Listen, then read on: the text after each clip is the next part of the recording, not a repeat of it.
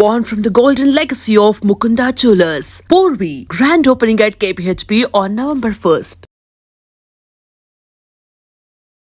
కర్నూలు జిల్లాలో జరిగిన బస్సు ప్రమాదంలో రాష్ట్రవాసులు మృతి చెందడంతో పలు కుటుంబాల్లో విషాదం నెలకొంది. ఘటనపై ప్రధాని, గవర్నర్, ముఖ్యమంత్రి సహా ప్రముఖులు దిగ్భ్రాంతి వ్యక్తం చేశారు.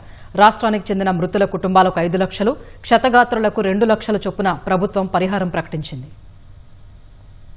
కర్నూలులో జరిగిన దుర్ఘటనపై ప్రధాని నరేంద్ర మోదీ తీవ్ర దిగ్భ్రాంతి వ్యక్తం చేశారు. ఈ దుర్ఘటనలో పలువురు మరణించడం బాధాకరమని సామాజిక మాధ్యమం ఎక్స్లో పోస్టు చేశారు. క్షతగాత్రులు త్వరగా కోలుకోవాలని ఆకాంక్షించిన మోదీ మృతుల కుటుంబాలకు 2 లక్షలు, గాయపడిన వారికి 50,000 రూపాయల చొప్పున పరిహారం ప్రకటించారు. మృతుల కుటుంబాలకు సంతాపం తెలిపిన గవర్నర్ జిష్ణుదేవ్ వర్మ ఇలాంటి ఘటనలు పునరావృతం కాకుండా చర్యలు చేపట్టాలని సూచించారు.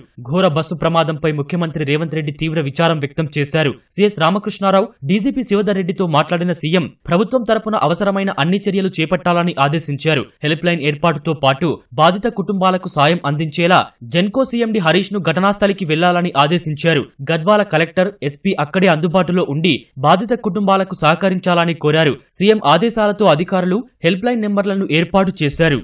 ఈ దుర్ఘటనపై దుబాయ్ పర్యటనలో ఉన్న ఏపీ ముఖ్యమంత్రి చంద్రబాబు తీవ్ర విచారం వ్యక్తం చేశారు. ప్రభుత్వ ప్రధాన కార్యదర్శి, ఇతర ఉన్నతాధికారులతో మాట్లాడి ప్రమాద వివరాలు తెలుసుకున్నారు. బస్సు ప్రమాదం తీవ్రంగా కలిచివేసిందని ఆ రాష్ట్ర ఉప ముఖ్యమంత్రి పవన్ కళ్యాణ్ ఆవేదన వ్యక్తం చేశారు.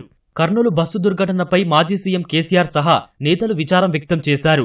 ఆరోగ్య శాఖ మంత్రి దామోదర రాజనరసింహ, పీసీసీ చీఫ్ మహేష్ కుమార్ గౌడ్, కేంద్ర మంత్రి కిషన్ రెడ్డి, బీజేపీ రాష్ట్ర అధ్యక్షుడు రామచంద్రరావు, మాజీ మంత్రి హరీష్ రావు సహా పలువురు నేతలు మృతుల కుటుంబాలకు ప్రగాఢ సానుభూతి తెలిపారు. ప్రమాదంలో చనిపోయిన రాష్ట్రానికి చెందిన మృతుల కుటుంబాలకు 5 లక్షలు, క్షతగాత్రులకు 2 లక్షల రూపాయల పరిహారాన్ని ప్రభుత్వం ప్రకటించింది. ఏపీ అధికారులతో సమన్వయం చేసుకుంటూ బాధితులకు మెరుగైన వైద్యం అందించేలా చూస్తామని పేర్కొంది.